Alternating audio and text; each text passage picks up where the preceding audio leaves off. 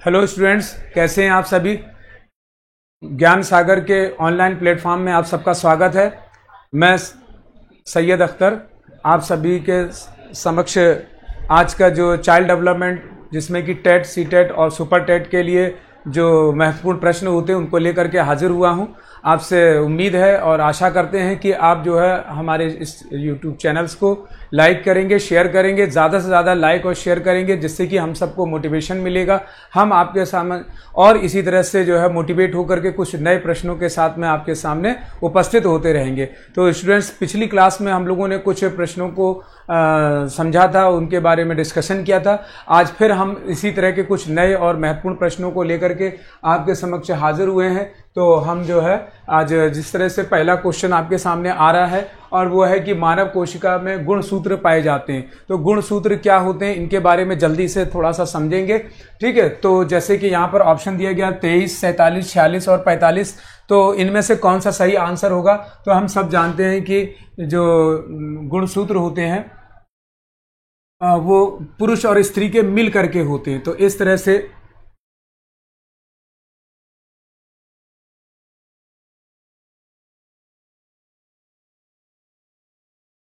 X x हम जानते हैं कि स्त्री होता है और एक्स वाई जो होता है वो पुरुष होता है, मेल होता है, और ये फीमेल, ये मेल होता है और ये फीमेल होता है। ठीक है, तो इसमें से ये एक्स अगर यहाँ से आएगा और इधर से जो है इसमें से एक्स आएगा, तो ये एक्स और एक्स किसको बताएगा, ये 22 + 1 को दर्शाता है और ये 22 + 1 को दर्शाता है। तो इस तरह से जो है ये कितने हुए 23 और ये कितने हुए 23। तो ये पुत्री का जन्म होगा यहाँ पर। तो इस तरह से अगर यही जो है ये एक एक्स इधर से आता और ये एक्स वाई होता तो ये पुत्र का जन्म होता।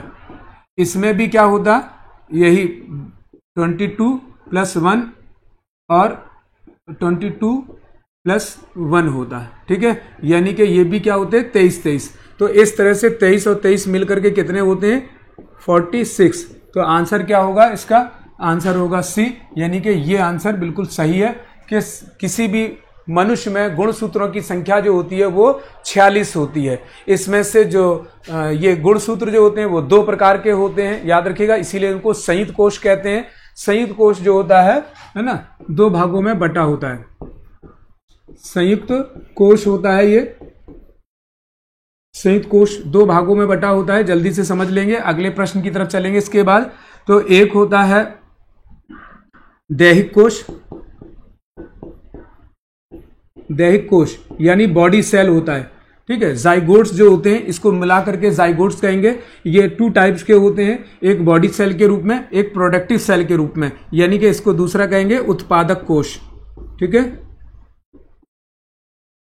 उत्पादक कोश। तो इस तरह से ये 2 होते हैं। तो इनके यही 2 जोड़े होते हैं और इन 2 जोड़ों से जो है एक एक्स आएगा स्त्री की तरफ से, एक एक्स आएगा पुरुष की तरफ से। आप सब जानते हैं कि ये क्या बनेगी, पुत्री का जन्म होगा। एक एक्स माता से आएगा और एक वाई जो है पुरुष की तरफ से आएगा, तो वो क्या बनेगा, पुत्र का जन्म होगा। तो इस तरह से जो है ये जो है गुण सूत्र कहलाते हैं और ये मनुष्य में पाए जाते हैं और इनकी संख्या 46 होती है। चलेंगे स्टूडेंट्स अगले प्रश्न की तरफ, और ये होगा वर्तमान में मनोविज्ञान है।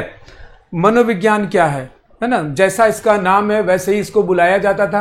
मनोविज्ञान, मन का विज्ञान कहा जाता था, लेकिन मनोविज्ञान का स्वरूप बदलते रहे हैं। प्रारंभ में मनोविज्ञान जो था वो सबसे पहले आत्मा का विज्ञान कहलाता था, तो इसमें आत्म तत्व थे, आत्मा का विज्ञान कहलाता था मनोविज्ञान, तो आत्म तत्व थे।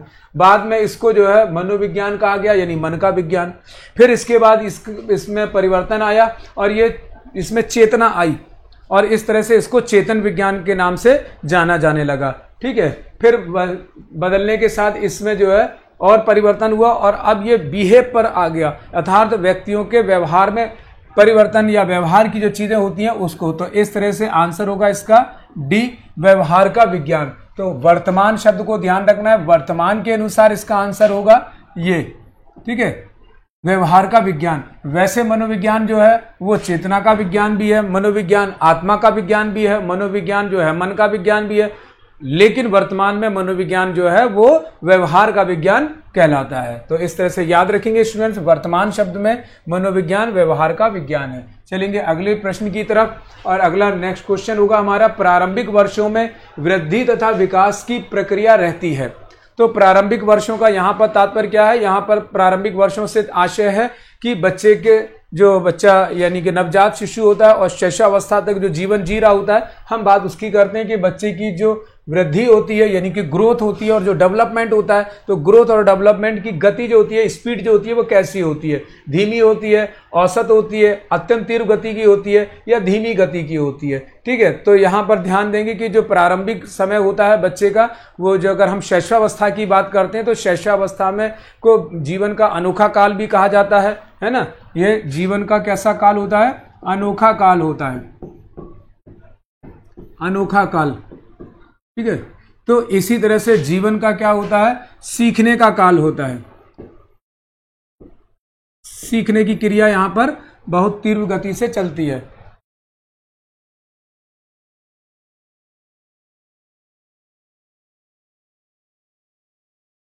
तो अनोखा काल होता है और बहुत तेज गति से सीखता है, तो सीखने की का काल भी होता है ये, सीखने का काल।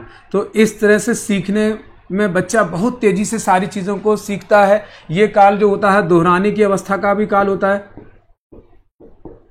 दोहराने की अवस्था। ठीक है, इस काल में ये सारी चीजें होती हैं बच्चे की। तो इस तरह से मंद हो नहीं सकता बच्चा, बहुत सारी चीजों को कर रहा है। यहाँ पर औसत भी, यहाँ पर एक तरह से ये भी गलत हो जाएगा, ये भी गलत हो जाएगा, और जब मंद है नहीं है तो धीमा भी नहीं होगा, इसलिए ये भी गलत हो जाएगा। तो आंसर क्या हो जाएगा? आंसर हो जाएगा अत्यंत तीव्र गति। तो जो बाल्यावस्था से पहले का काल होता है उसमें बच्चा बहुत तेज गति से सीखता है, तो अत्यंत तीव्र गति इसका सही आंसर होगा। चलेंगे अगले प्रश्न की तरफ। बालक पहले किस मांसपेशियों पर नियंत्रण प्रारंभ करता है? तो बच्चे की जो मांसपेशियां होती हैं वो उसमें सबसे पहले वो करना क्या सीखता है? अगर हम इसको अध्ययन की दृष्टि से देखें, प्रारंभ से बच्चा जो है तो क्या उंगलियों पर वो अपना नियंत्रण स्थापित करता है, या हाथ पर नियंत्रण स्थापित करता है, या पैर पर नियंत्रण स्थापित करता है, या ए और बी, उंगलियां और हाथ दोनों इसका आंसर होगा।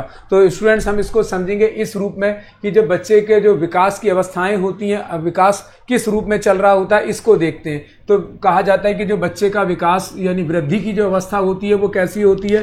वृद्धि की अवस्था शिरस्त्र सिद्धांत, सिफोलिक थ्योरी कहते हैं, शिरस्त्र सिद्धांत लागू होता है इसमें, सिफोलिक थ्योरी कहा जाता है इसको। तो इसमें क्या होता है? बच्चा का विकास सिर से पैर की तरफ होता है, विकास सिर से पैर की तरफ होता है। इसे मस्तकाधोमुखी भी कहा जाता है, इसी को मस्तकाधोमुखी सिद्धांत भी कहा जाता है, क्योंकि बच्चे के मस्तिष्क से लेकर ऊपर तक की ये जन्म पूर्व अवस्था में भी यही व्यवस्था रहती है। जन्म के बाद भी बच्चे के शारीरिक विकास की अगर हम बात करेंगे, बच्चे के जो है फिजिकल डेवलपमेंट की बात करेंगे, तो उसमें सिफोलिक थ्योरी अर्थात बच्चे के जो है शिरस्त्र सिद्धांत लागू होता है। लेकिन यहां पर प्रश्न जो है वो ये कह रहा है कि मांसपेशियों पर नियंत्रण प्रारंभ करता है किस तरह से? पहले उंगलियों पर, हाथ पर, या पैर पर, या ए बी दोनों पे से? तो यहां पर ध्यान रखेंगे कि इसके लिए सिद्धांत कौन सा होता है। तो इससे कहते हैं छाती से उंगलियों की ओर, छाती से उंगलियों की ओर। तो जो मांसपेशियों का सिद्धांत होता है यानी नियंत्रण स्थापित करने का, वो इससे संबंधित होता है। तो इस तरह से सबसे पहले उसकी जो है हाथ और फिर उंगलियां, यानी कि पहले वो बाजू आदि की मांसपेशियों को नियंत्रित करता है, ये उंगली हाथ चलाना शुरू करता है, फिर यहाँ से कोहनी आदि चलाता है, ऐसे उठाकर चीजें, फिर उसकी उंगलियां खुलती हैं, है ना। तो जन्मपूर्व अवस्था में उंगलियां मुट्ठी बंद रहती है, फिर जन्म के बाद धीरे धीरे मुट्ठी खुलना शुरू होती है। पहले ही मुट्ठी नहीं खुल जाती है और हाथ बाद में चलाना शुरू करता है, ऐसा नहीं। पहले बच्चे के हाथ चलते हैं, फिर ये ऊपर नीचे होता है, फिर उंगलियां। तो इसे छाती से उंगलियों की ओर कहते हैं, ठीक है। तो ये सिद्धांत इसमें लागू होता है। लेकिन अगर यहीं पर हम थोड़ा सा डिस्कस कर लेते हैं, अगर हम विकास की बात कर रहे होते, बच्चे के डेवलपमेंट की बात कर रहे होते, तो एक और सिद्धांत यहां लागू होता है, उसको कहते हैं एड़ी से चोटी का सिद्धांत। एड़ी से चोटी का सिद्धांत यानी कि टो टू हेड, ट्वाइस यानी नीचे पैर की उंगलियों से लेकर ऊपर की ओर। अर्थात जब हम बच्चे को डेवलपमेंट कराते हैं तो क्या कराते हैं, कई चीज़ें पहले बच्चे को, जैसे अगर भाषा का विकास करा रहे हैं तो बच्चे को भाषा के विकास में सबसे पहले हम उसको आकृतियाँ सिखाएंगे, ठीक है, सर्कल, हाफ सर्कल आदि जैसी चीज़ों को सिखाते हैं। फिर बच्चा इनसे मिला करके इनको और इनको जोड़ेगा और इसको यहाँ लाएगा तो ए फॉर एप्पल बनेगा, ठीक है, इसी में ये भी आएगा। अब अगर हमें बी बनाना है तो क्या करेंगे, एक लाइन ये वाली लेंगे, एक इसको इधर रखेंगे और फिर वापस इसको रखेंगे, बी बन जाएगा। सी बनाना है डायरेक्ट ये कर देंगे, डी बनाना है ये यहाँ लाएंगे और बच्चे को बताएंगे ऐसे। तो नीचे से ऊपर की तरफ ले जाते हैं, इसमें नीचे से ऊपर की तरफ ले जाते हैं, यानी कि सरल से कठिन की तरफ, इसी को कहेंगे सरल से कठिन की तरफ अगर विकास की बात करते। लेकिन यहां मांसपेशियों की बात थी तो छाती से, ठीक है, छाती से उंगलियों का सिद्धांत लागू होता है। चलेंगे अगले की तरफ और नेक्स्ट है शिशु का अधिकांश व्यवहार आधारित होता है। शिशु का अधिकांश व्यवहार किस पर आधारित होता है, मूल प्रवृत्तियों पर, नैतिकता पर, वास्तविकता पर या ध्यान पर। तो शिशु का अधिकांश व्यवहार, अब यहाँ शिशु की बात की जा रही है तो शैशवावस्था की बात करेंगे मूल रूप से। तो शिशु का अधिकांश व्यवहार आधारित होता है कि मूल प्रवृत्तियां, है ना, नैतिकता पर, वास्तविकता पर, ध्यान पर। मूल प्रवृत्तियां क्या होती हैं, बेसिक टेंडेंसी कहते हैं इसको। मूल प्रवृत्ति या बेसिक टेंडेंसी जो व्यक्ति जन्मजात सीख करके जन्म से लेकर अपने साथ आता है ना, उसको जो है मूल प्रवृत्ति कहते हैं। इसको मैकडूगल ने कितना बताया है,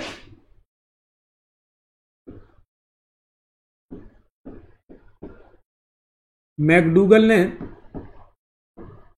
इनकी संख्या 14 बताई है, ठीक है। मूल प्रवृत्तियों की संख्या कितनी बताई है, 14।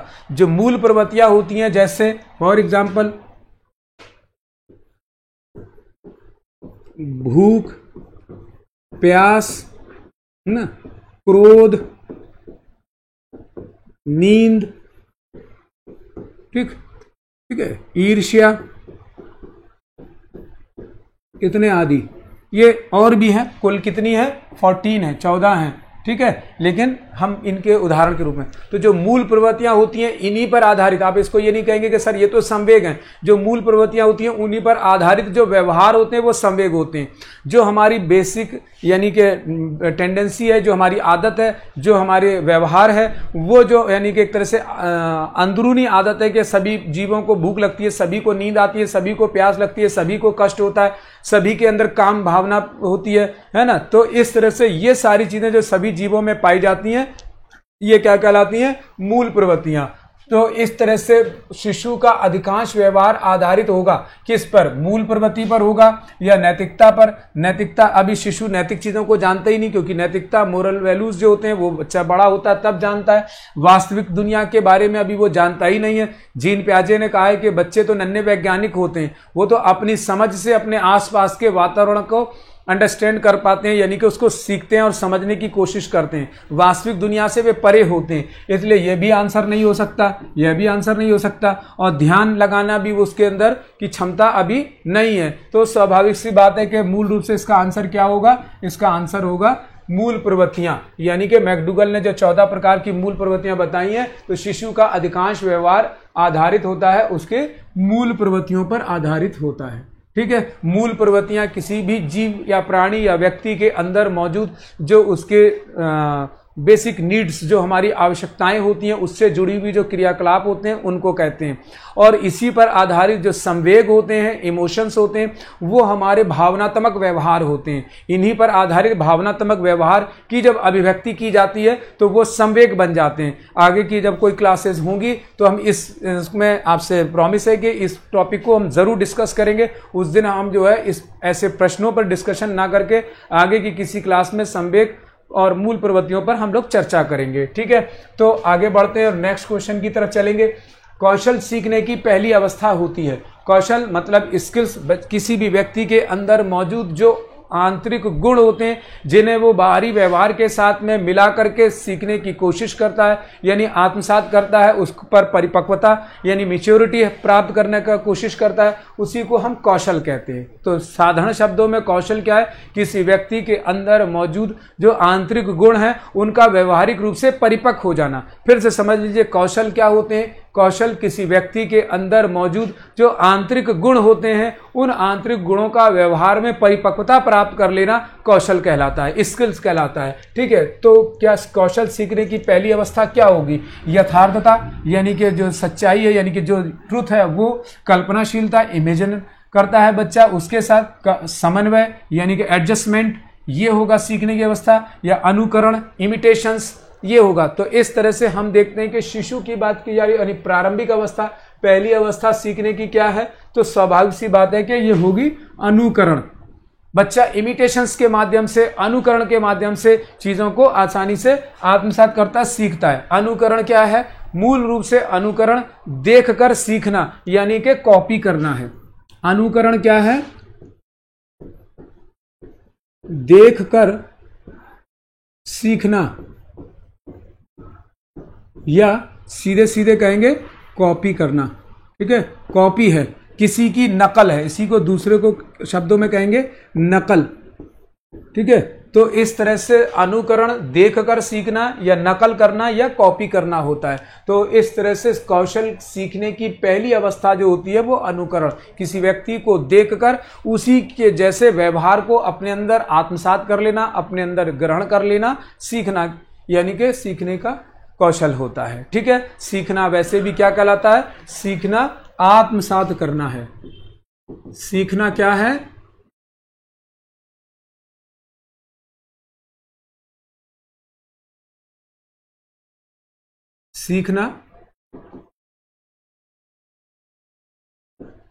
सीखना आत्मसात करना है। सीखना आत्मसात करना है।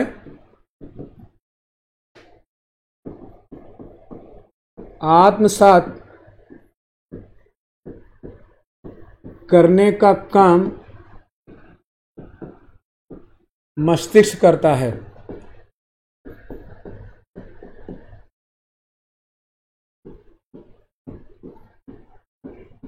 ठीक है, सीखना आत्मसात करना है, चाहे वो अनुकरण के माध्यम से किया जाए, चाहे वो कल्पनाशीलता के माध्यम से किया जाए, यथार्थता, सच्चाई जो है दुनिया की, यूनिवर्सल ट्रूथ जो है उनके माध्यम से किया जाए, या आपस में कम्युनिकेशन है ना, समन्वय, कम्युनिकेशन स्थापित करके किया जाए। हम हर तरह से सीखते हैं। तो सीखना आत्मसात करना है, और आत्मसात करने का काम कौन करता है? मस्तिष्क करता है। तो अब सीखने का पहली अवस्था जो है कौशल की वो अनुकरण होगी। ठीक है, तो हम अनुकरण से भी सीखते हैं। अगले प्रश्न की तरफ चलेंगे। शैशवावस्था के लिए उत्तम शिक्षण विधि क्या है? जो छोटे बच्चे होते हैं उनकी शिक्षण विधि के रूप में सब मॉन्टेसरी विधि है, या खेल विधि है, या किंडरगार्टन विधि है, या फिर उपरोक्त सभी है। हम सब जानते हैं कि खेल विधि, यहाँ पर ध्यान रखेंगे खेल विधि के जो जन्मदाता है वो कौन है? फ्रोबेल है, फ्रोबेल। ठीक है, तो खेल विधि के जन्मदाता फ्रोबेल हैं। उन्होंने बच्चों को बताया कि खेल खेल में सिखाएं। ठीक है, मॉन्टेसरी प्रणाली और किंडरगार्टन। ठीक है, मैडम मारिया, ठीक है, मॉन्टेसरी के नाम पर इनके था। किंडरगार्टन इन्हीं की पद्धति है, जर्मनी के थे। खेल विधि के भी जन्मदाता यही हैं। तो इस तरह से सभी हैं, तो इसका आंसर क्या हो जाएगा? उपरोक्त सभी। तो बच्चे जो होते हैं शैशवावस्था में किससे सीखते हैं? मॉन्टेसरी विधि से भी सीखते हैं, खेल विधि से भी सीखते हैं। किंडरगार्टन भी का एक तरह से क्या है? किंडर माने बच्चे और गार्टन माने बगीचा, तो बच्चों का बगीचा, यानी खेल खेल में शिक्षा सिखाना। मॉन्टेसरी ने भी जो बताया था वो क्या था कि ये भी जो है एक खेल के द्वारा दी जाने वाली शिक्षा थी। इसको बचपन का स्कूल नाम दिया था। ठीक है, तो आगे बढ़ेंगे। हड्डियों में कौन से तत्व पाए जाते हैं? स्टूडेंट्स ध्यान देंगे। हड्डियां हमारी जो होती हैं किनसे बनी होती हैं? कैल्शियम से बनी होती हैं, या फास्फोरस से बनी होती हैं? खनिज तत्व और कैल्शियम से बनी होती हैं, या कैल्शियम, फास्फोरस और खनिज तत्व से? स्टूडेंट हम सब जानते हैं एक सिंपल सा प्रश्न है, परंतु महत्वपूर्ण है, अति महत्वपूर्ण प्रश्न है। कई बार आता है दांतों के बारे में भी कि दांत किससे बने होते हैं, हड्डियां किससे बनी होती हैं, है ना। तो यहाँ पर ध्यान रखेंगे कैल्शियम, फास्फोरस, खनिज ये सब आते हैं, लेकिन इन सबको इसमें व्यक्त किया गया है कैल्शियम से, फास्फोरस से और खनिज तत्व यानी लवणों से बनी होती है हमारी हड्डियां। तो इसलिए इसका आंसर कौन सा होगा? इसका आंसर डी सही होगा कि हड्डियों का निर्माण कैल्शियम से, फास्फोरस से और खनिज तत्वों से मिलकर के बना होता है। दांत भी हमारे इसी तरह से बने होते हैं। चलेंगे अगले प्रश्न की तरफ और नेक्स्ट क्वेश्चन होगा कि जन्म के समय शिशु की धड़कन रहती है। जन्म के समय शिशु की धड़कन कैसी रहती है? क्या नियमित रहती है, नियंत्रित रहती है, अनियमित रहती है? कोई नहीं, हम सब जानते हैं, हमने पिछली वीडियो में इस पर डिस्कस किया था।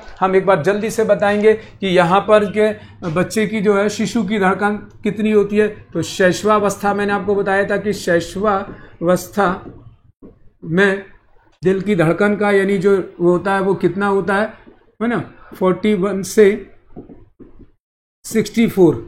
और बाल्यावस्था की अगर हम बात करेंगे, बाल्यावस्था में तो 75 से 90 बताया था। ठीक, इसी तरह से आगे बढ़ेंगे तो ये बढ़ता जाएगा। तो स्वाभाविक सी बात है कि ये तो इतना होता ही है। और इसी हमारे ब्लड प्रेशर, रक्तचाप के साथ साथ दिल की धड़कन भी डिपेंड करती है। और स्वाभाविक है कि बच्चा जो है छोटा होता है तो इसकी दिल की धड़कन हम जान रहे हैं कि ना नियमित होगी, है ना, ये कट जाएगा, ना नियंत्रित होगी, नियमित नहीं होगी तो नियंत्रित भी नहीं होगी। इनमें से कोई नहीं आंसर हो नहीं सकता। तो सीधे सीधे आंसर क्या होगा? अनियमित। बच्चे की दिल की धड़कन जो होती है वो अनियमित होती है। चलेंगे अगले प्रश्न की तरफ और नेक्स्ट होगा हमारा 6 वर्ष तक मस्तिष्क का वजन होता है। जो 6 वर्ष की अवस्था होती है वो बाल्यावस्था होती है। स्टूडेंट्स हम सब जानते हैं। तो जो बाल्यावस्था होती है 6 वर्ष की, उसका मस्तिष्क में वजन कितना होता है बच्चे का? तो 1 किलो 200 ग्राम होता है ना, 1 किलो 300 ग्राम होता है, या 1 किलो 250 ग्राम, या 1 किलो 400 ग्राम। तो स्टूडेंट्स का सीधा सीधा आंसर है, हम इसमें ज़्यादा डिस्कशन की आवश्यकता नहीं है कि बच्चे का जो वजन होता है वो 1 किलो 250 ग्राम होता है। लेकिन किस वर्ष में? तो यहाँ पर बात की जा रही है 6 वर्ष में। ठीक है, 6 वर्ष में बच्चे का वजन मस्तिष्क का इतना होता है। और जो एक वयस्क होता है यानी कि किशोरावस्था में, अगर हम बात करें किशोरावस्था में मस्तिष्क का वजन कितना होता है? तो कहते हैं कि 1300 ग्राम से 1400 ग्राम। ठीक है, और जन्म के समय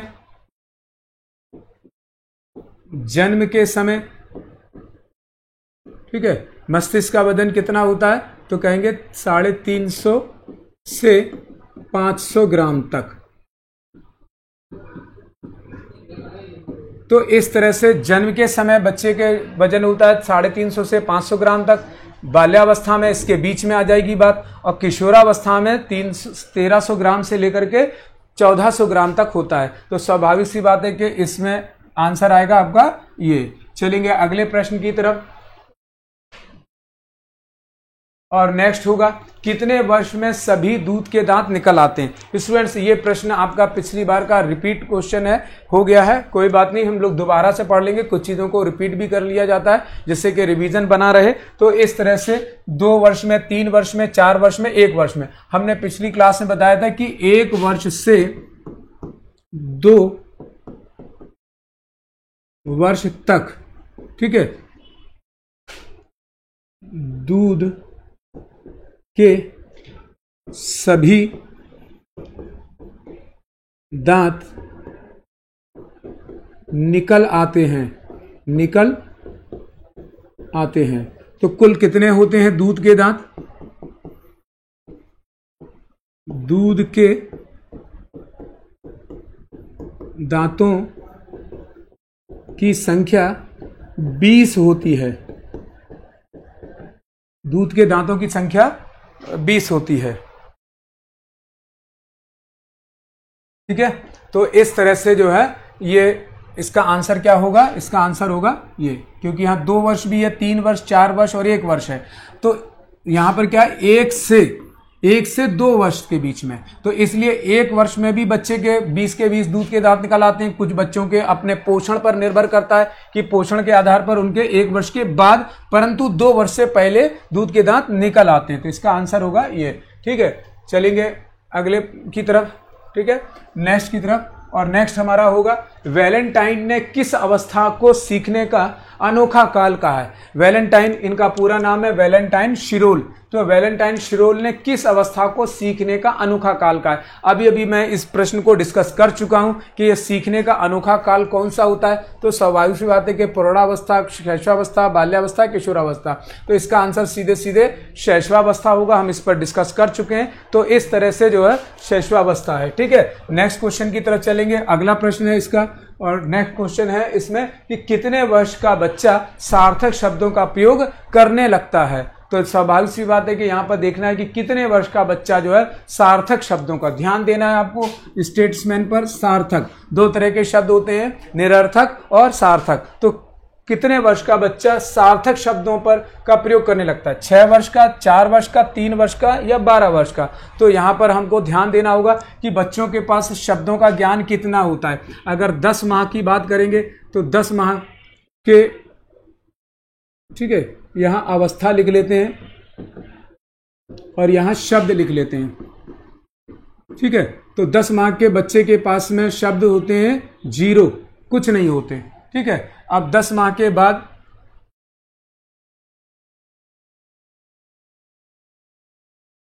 3 माह, 1 वर्ष 3 माह में बच्चे के पास में शब्द होते हैं 0 से 3।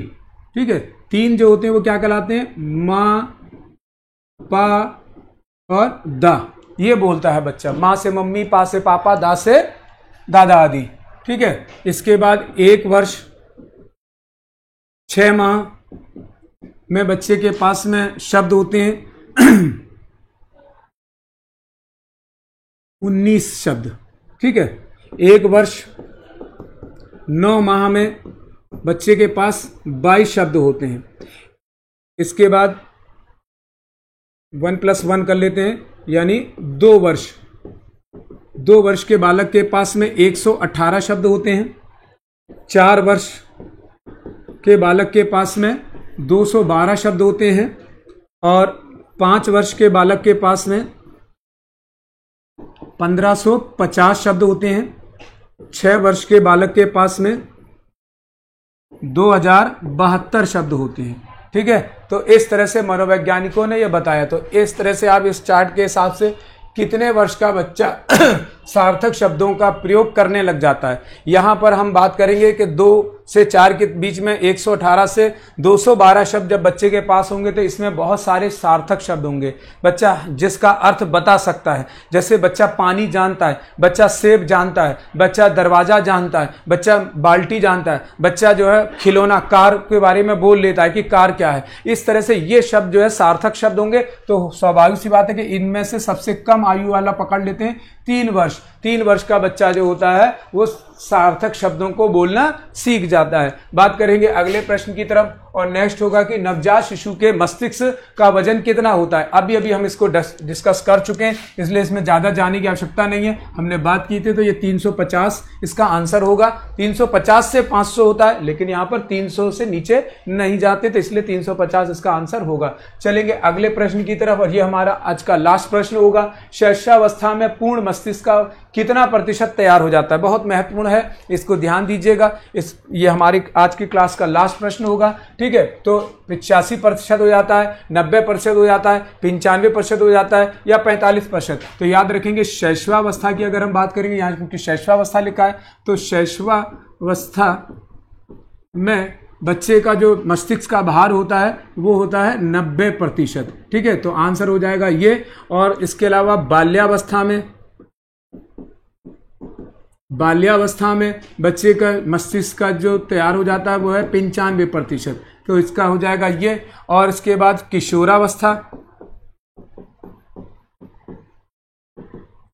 किशोरावस्था में बच्चा लगभग यानी कि 16 वर्ष में, ठीक है, कहते हैं कि मस्तिष्क का विकास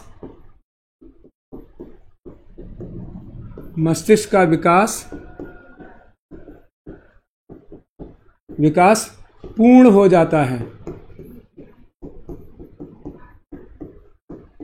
जाता है, तो इस तरह से एक तरह से 100% कहेंगे। इंपॉर्टेंट क्वेश्चन है, इस पर बना रहता है, ध्यान रखेंगे। तो 16 वर्ष की अवस्था में पूर्ण मस्तिष्क का विकास हो जाता है। और ये आपका आंसर ये हो जाएगा, इस तरह से इसका बी हो जाएगा 90 वर्ष। शैशवावस्था में बच्चे के मस्तिष्क का भार जो है कितना, यानी कि जो मस्तिष्क का विकास जो है वो कितना तैयार हो जाता है, 90%। स्टूडेंट्स, ये आज के हमारे कुछ इंपॉर्टेंट क्वेश्चंस थे जिसको हम लोगों ने डिस्कस किए।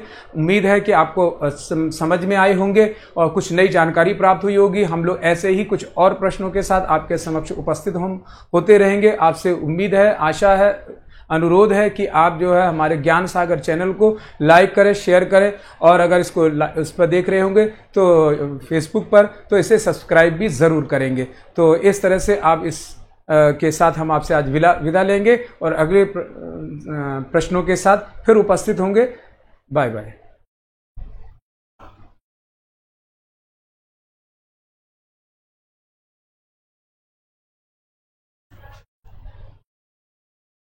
भैया को भेजो उसको।